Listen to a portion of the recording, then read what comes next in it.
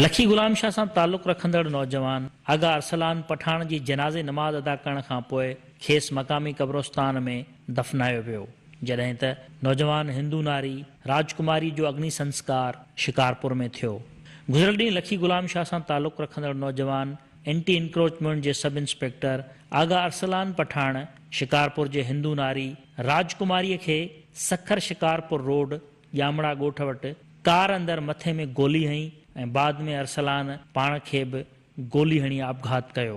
ॿिन्ही खे सख़्त ज़ख़्मी हालत में सखर जी ख़ानगी अस्पताल में मुंतक़िल कयो वियो, जिते अरसलान ऐं राजकुमारी ज़ख़्मनि जी सट न सहंदे फ़ौत थी विया। अरसलान ऐं राजकुमारी हिक ॿिए खे पसंदि कंदा हुआ।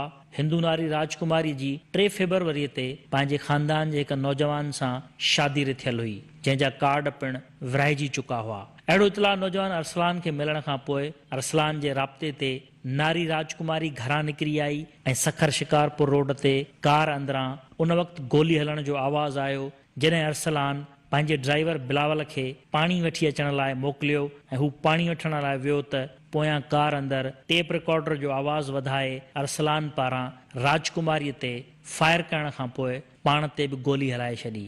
ड्राइवर बिलावल जी वापसि अचण ते हुन ॾिठो त नौजवान ऐं नारी ज़ख़्मी हालत में कार अंदरि मौजूदु हुआ, जिन खे ड्राइवर फौरी तौर सखर जे मक़ामी अस्पताल पहुचायो, जिते ॿई फ़ौत थी विया। ड्राइवर पारां अखियुनि ॾिठे शाहिद तौर अहिड़ो बयानु पुलिस वटि बि ॾिनो वियो आहे। वाक़े बैदि नौजवान अरसलान जा वारिस अस्पताल मां लाश खणाए विया, जॾहिं त नारी जा वारिस बि कुझु कलाकनि बैदि लाश शिकारपुर खणाए विया।